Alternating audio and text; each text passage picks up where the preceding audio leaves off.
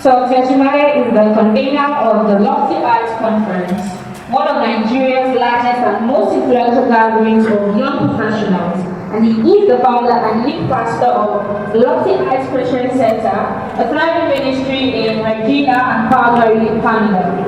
A dedicated and passionate human resources professional with over 12 years of experience of comprehensive, progressive, and cross-industry experience actively supporting the delivery of human resources learning solutions and strategies via online, classroom, and blended learning. An experienced organizational learning and performance consultant and advisor, effectively managing the design and deliveries of diverse learning and performance-related projects by working collaboratively with project managers, departments, business units, and subject matter experts (SMEs) in building competence and leadership capacity at all levels. Adept in project management and change management, he blends his understanding of instructional designs, organizational learning, concepts and models, and adult learning principles in assisting organizations to achieve strategic and operational goals, and ultimately derive maximum benefits and returns from learning interventions. His expertise lies in helping organizations connect the dots between learning, performance, and profitability by analyzing, designing, developing, and implementing effective learning programs and initiatives, and evaluating the same based on predetermined learning impact measurement metrics. He derives pleasure in assisting organizations to create winning strategies relating to performance and learning, but beyond that, he is passionate about seeing Wale Tejumare's strategies translate to tangible results. A high-performing organization and a well-motivated and engaged workforce. It's an honor to be here, and I think I also like the demographers of what I'm saying here. Without a doubt, I believe that the thing for the conference, you guys will need it, because this is the point, or this is the phase of life perhaps, when you really need it. Alright? I'd like you to just please celebrate the convener. Orlando is here. Is that the best you can do? Or get anyone here who paid the cents to be here? If you paid the money to be here, can you signify by the raising up of your hand? You paid the money to be here. Let me see you with your hand. Okay, you didn't pay anything. Let me see you with your hand. Okay, so you see, when a meeting as this is organized or put together, it takes a whole lot to be able to put it together.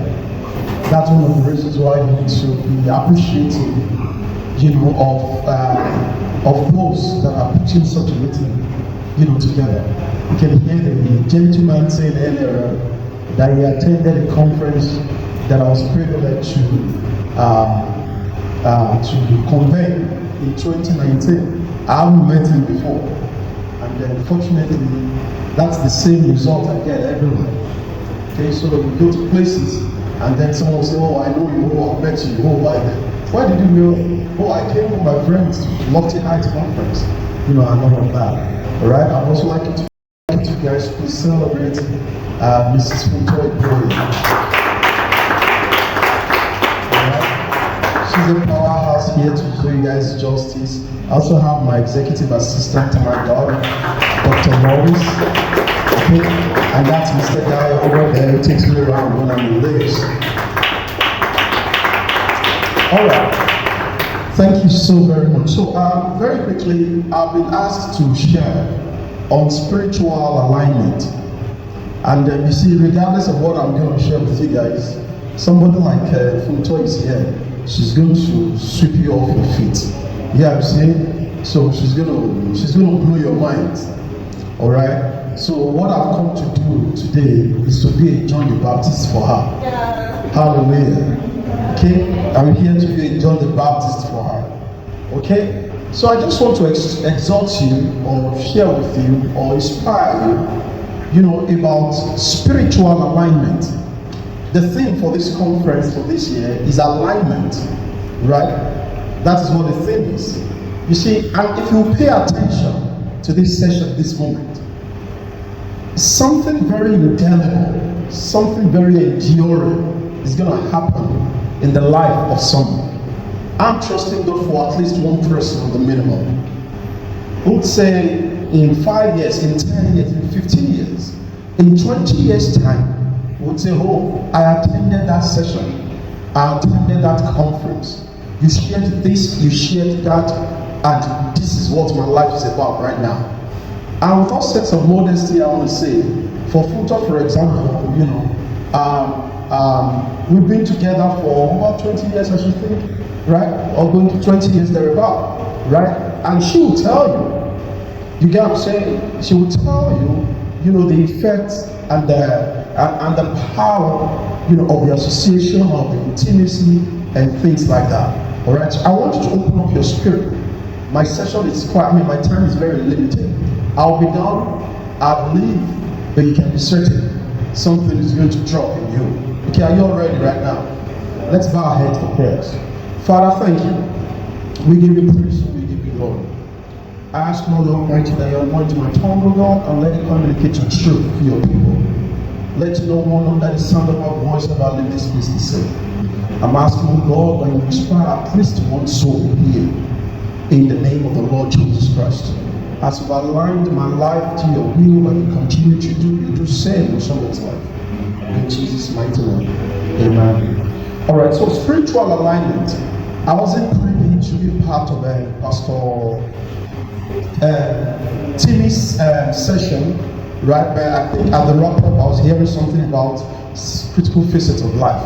By way of introduction, my name is Wale Tejimade. I'm a pastor, an apostle of Christ. I'm an HR professional and a management consultant and a life coach. Alright? So I'll take this session from the spiritual and coaching side. One of the things that I think would also be very helpful for you would be the fact that I'm going to share my journey, just a bit of it, that I believe will be relevant to you. Okay? So, you have, how do I put it now? We call it 7 critical facets of life that everybody journeys through or journeys on. Your financial, your spiritual, academic, business, career, relationship, and all of that. You see, there is such a thing we call wheel of life balance. So in that wheel of life, the intention is to making sure that all these facets of life, they are balanced. It doesn't mean that it does not have to be perfect, but it just must be balanced. Hallelujah. So it just must be balanced, and the effect of it is such that you don't lose out on one at the expense of another. Because if you're succeeding, say, in career, for example, and then health-wise you are struggling, your performance is going to be hampered. Okay? If you are thriving, take for example, in let's say physical environment, you're living in the best part of town, and all of that, and you do not have spiritual alignment or spiritual connection, it's also going to affect some of the things that you do. Okay? I think the other sound was better than this. This is echoing. If the people in sound can help with it. Okay? Alright, so spiritual alignment, basically, that is the focus. Okay? So by spiritual alignment, I simply means to conform. It means to agree. Okay? It means to be a part of something. Alright? And you see, in respect to your journey on earth, it doesn't matter. Many of you here strike me, if I'll say maybe about 85-90% of you are students. This is that phase of life where you actually need to determine and take very seriously your relationship with God. You see, everyone on earth bows to a God. Everyone. Please pay attention to this very carefully. Everyone bows to a God. Now, for me, it's not as much as your religion as the case were. Okay, I can see these sisters of mine on the job, for example. Assalamu alaikum, sisters. Alright? So for me, it's not as much as your religion. It is more as you just reckoning that there is something, that is actually the omnipresent or omnipotent or omniscient power of the Lord that everybody, alludes to. And what I simply mean by this is that Until this strikes you that even to the one that says that there is no God, so-called atheists, they are still bound to a God. Now, if you choose to not have intimacy, let's say, okay, for example, I'm a Christian, all right? I serve Jesus, I worship Jesus, all right? The Savior of the world, okay? The person who is of the Islamic faith, all right, will talk to you about Allah, will talk to you about, Prophet Muhammad, and all that. The one who is an atheist will tell you he does not even believe that God exists. You see, that God doesn't exist in itself. It's a form of religion. It's a form of worship. And see, how far or how well or how much man can thrive and grow on earth is dependent on the God that he serves. So your academic pursuit, you may have perfect alignment in your academic pursuit. Things may be going well, you may be fine, things may be excellent, yet not reckoning that your spiritual alignment is very key. You will not be able to attain or achieve much. Alright, so in respect to this spiritual alignment, you see, we are talking about, I want to share with you briefly about how God can lead you. Do you get what I'm saying now? How you can be led by the Lord. And of course, yes, being a Christian, I'm going to speak from Christians of my faith perspective. How you can be led of the Lord. Because that is how to have alignment. Spiritual alignment is extremely very key. Extremely very key. Extremely very key. If you like, you go and get 100% in every other area of physical life. As long as you do not reckon that there is such a thing as the need for you to align spiritually, it's going to affect, how much you'll be able to achieve. Some time ago in Canada, I shared a message entitled Choices and Consequences. There are 2-part series.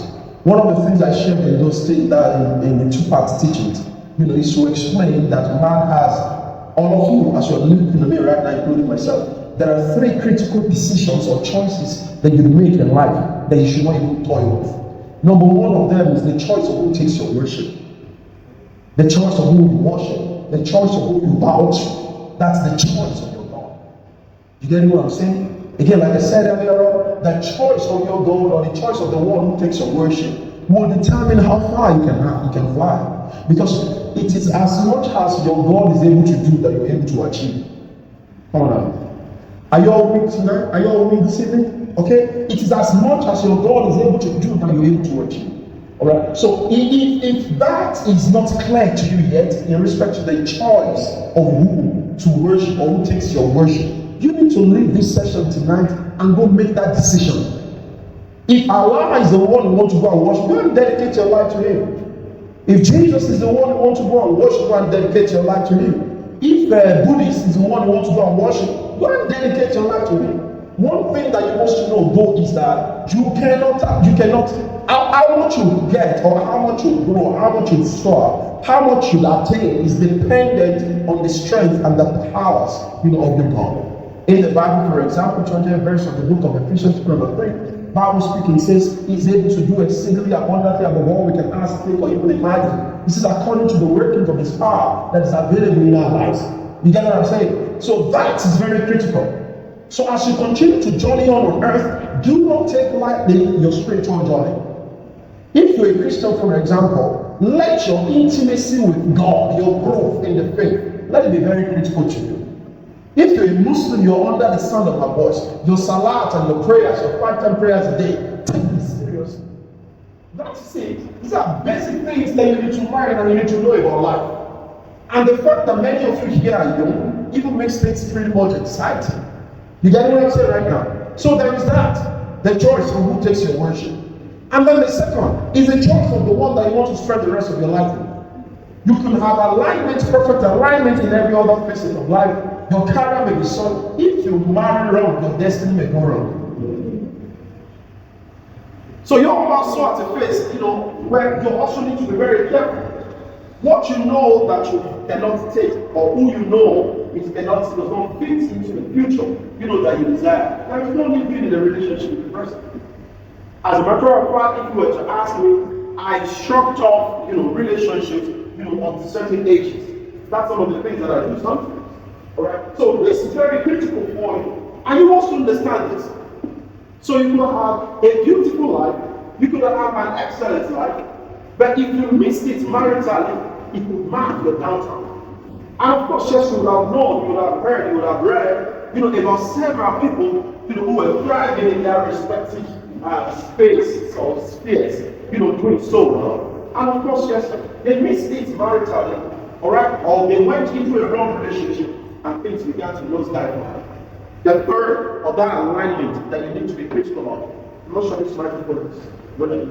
Okay? The third of this alignment that you need to be mindful of. The third, the alignment that you need to be mindful of is the choice of association. Did you hear me now? The choice of association. The choice of association. Until you are able to catch a picture of your future, you should be super careful of the people that you bring into your immediate environment. You see, because they have the capacity to influence in your life. There is no relationship that you have that leaves you ever the same. No relationship can leave you neutral. Every relationship is either taking you forward or taking you backward. It cannot leave you neutral. If you go think about it very carefully, those of you for any reason who may be going through some form of addictions or some form of lifestyles, for example, that you're not proud of, if you think about it very well, it may be just an association, a friend you have that led you into that. You may be under the sound of my voice right now and you smoke. You may never in your life ever thought about smoking. But maybe at some point, maybe you were in school or you met some friends, who smoke, and then you join them. You may be under the sound of my voice and you consume alcohol. It may be that you never even thought about that in your life before, but you ended up having association, where alcoholism or consumption of alcohol, it's a thing. And the next thing you see that happen to you is that you begin to also, take alcohol. There is this Yoruba adage that says that if a soul, stays so long, on the leaf itself will become so. Be very careful about your association. As a matter of fact, in all those critical areas of life, which I believe some other speakers will also expound to you on, one of them that you should also be very careful of is that association with. Because it will be doing well every other whatever. But if that association is wrong, it will mess up many things for you. So again, 3 critical choices that you must be very careful of as you continue to journey on earth. The choice of who takes your worship, the choice of who you bow to, the choice of who to spend the rest of your life with, and of course, that's the choice of association. You must have this at the back of your head part time. You must have this at the back of your head part time. You can be friendly with everybody, but not be friends with them. You must understand as you continue to journey on earth that friendship is by choice, it is not by force. You get what I'm saying? Please, are you all with me now? It is by what? It is by choice, it is not by force. Someone may see you, they may like you, they will associate themselves. That may be fine, but you also have the ability to study them. This person, do they align, again, the word alignment? Do they confirm? Are they in agreement, with the kind of life that I desire to live? If you realize that that is not the case, you need to let them go. I remember many years ago, as an undergraduate, I had a friend, his name was Bolaji, whose academic performances, was nosediving. This was many years ago. His academic performances was nosediving. All Bolaji did that revived his academic pursuit was just being friends with people like us. That's all he did. That was all he did. That was all he did. So if you're here right now, maybe you're struggling academically, since many of you seem to be students, you can choose to go and, reassess, your choice of associations. If it's not working for you, look for some other set of people, to go move with. All right? So this spiritual alignment is extremely very critical as we continue to journey. Because it is on that basis actually that every other thing is going to thrive. One of my most favorite passages of the Bible is Proverbs number 3 from verse number 5 to 7. And I want to use it as an anchor, for this session this morning or this afternoon. It says, trust in the Lord with all your heart. It says, lean not on your own understanding. It says, in all your ways acknowledge him. It says, he will direct your path. What a message.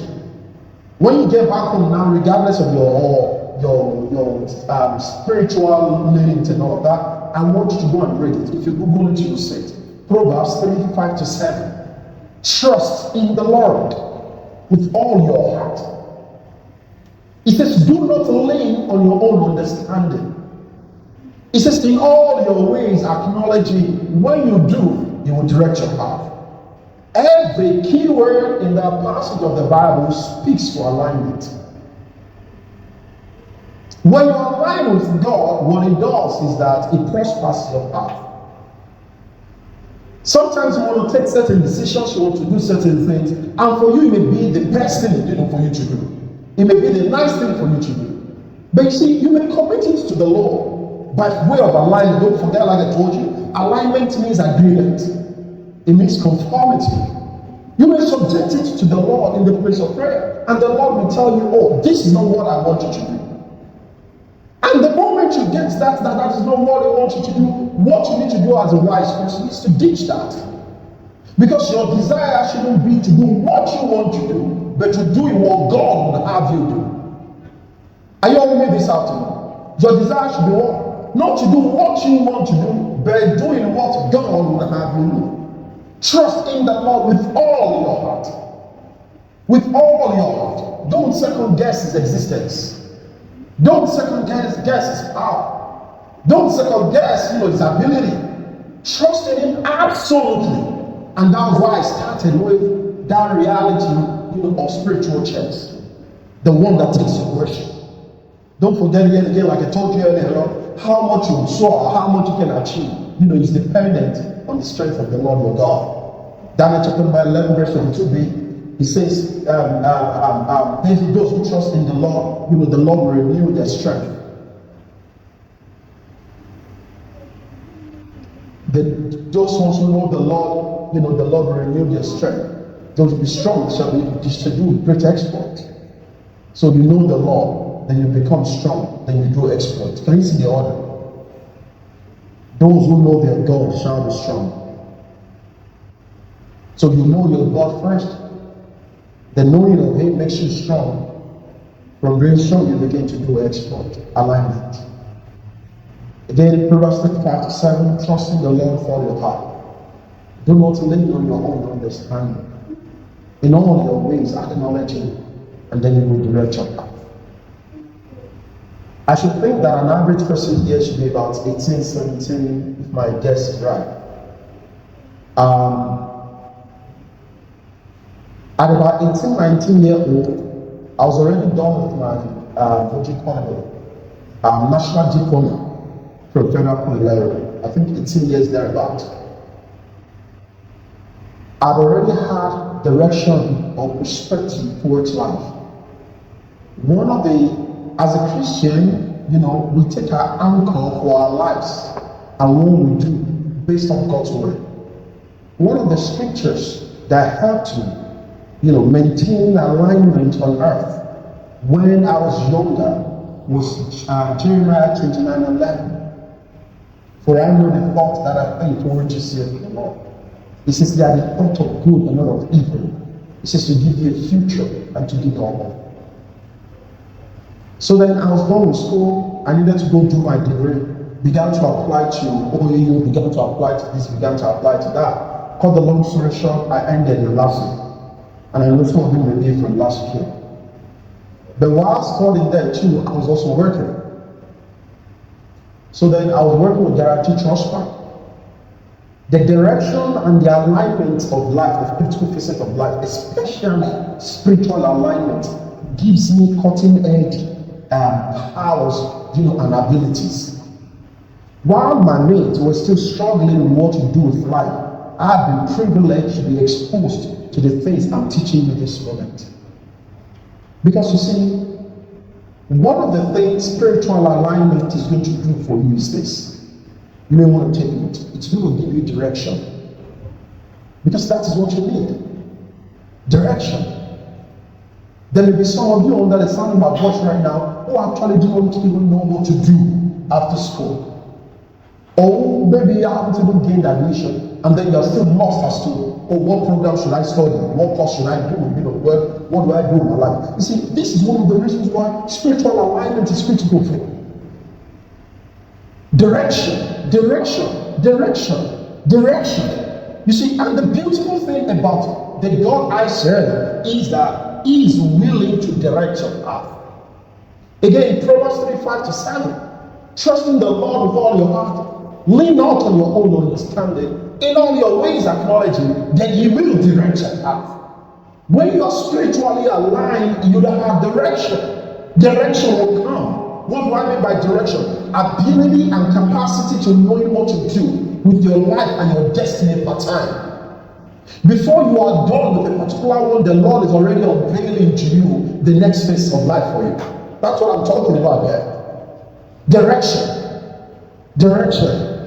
You know, in Isaiah chapter number 30, verse number 20, Bible speaking says, your ears shall hear a voice behind you, saying, this is the way, walk in it. Whether you turn to the right or you turn to the left. That tells you that there is actually a way to go.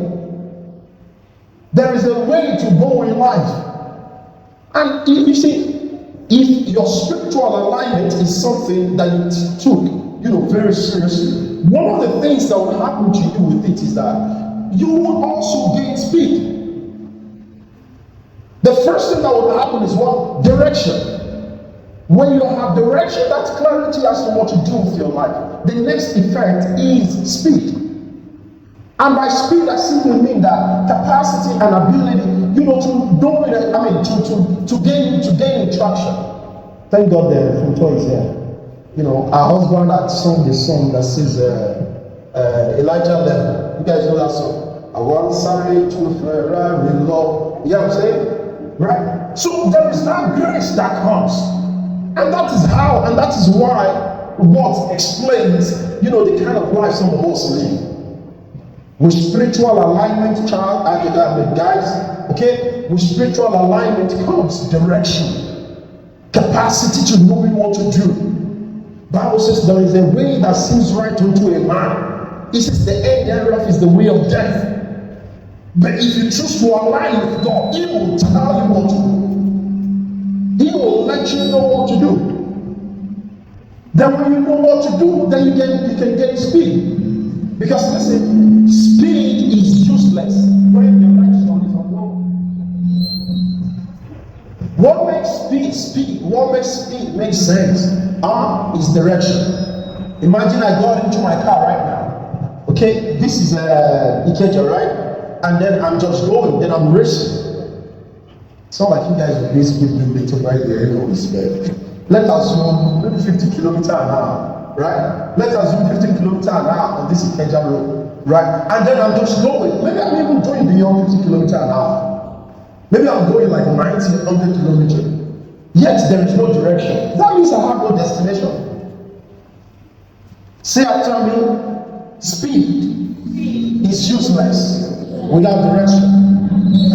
Speed is useless without direction. Let's say one more time, speed is useless without direction. So what makes speed worth it is because there is direction. So your life shouldn't be about just, I want to do this, I want to do this, I want to do this, I want to do that. You don't have to be in a haste. You don't have to be in a hurry when there is no clarity as to what exactly God would have you do. Don't forget, I'm teaching you of the spiritual alignment. Then the first thing that happens to you with spiritual alignment, it's stability. After direction, you gain speed, and then you gain stability. Because you see, on the journey of life, you need this thing. What is stability? Capacity not to be shaken when things are not going exactly the way that you want them to go. Capacity to remain unchecked when you receive an exam result that is not exactly what you desire. Capacity not to lose hope when you apply for a job and you thought you were going to get it and you don't get it. As a matter of fact, thinking through this thing, I think last night or early this morning, the Lord just reminded me that even with vehicles, you do what is called wheel alignment. It doesn't matter how excellent that vehicle is. At a point after driving it for some kilometers thereabout, the manufacturer, would mandate you to go subject it, to alignment, or rather, I'd say realignment. You know one of the reasons? Because if there is a misalignment, I'm going into the latter part of my message right now, misalignment and realignment. If there is misalignment, it's going to affect the speed, it's going to affect the stability. As a matter of fact, one of the primary reasons why you do realignment or alignment on a vehicle is to ensure that the vehicle is balanced. How many of you have entered a bus before? I mean, you don't all would have, I should guess. When you are in the bus, even though you're not the one driving, you can literally feel the vehicle dancing. Come on, wave your hands, beautiful. It is because the alignment is bad. By the alignment being bad, something is wrong with the tires, something is wrong with the tie rods, something is wrong with the wheels, something is wrong with the rims, something is wrong with something over there. So can you see how beautiful spiritual alignment is? With it comes, direction. With it comes speed. With it comes stability. You need it. You need God. This is Funto here, so I think you can attest to this. I live in Canada, like some of you may know. That's myself and my family. I moved to Canada in 2016. But the Lord spoke to me to move to Canada in the year 2014. I'm talking to you about spiritual alignment. How you can set your life on a cruise just by paying attention to the leading of the Lord.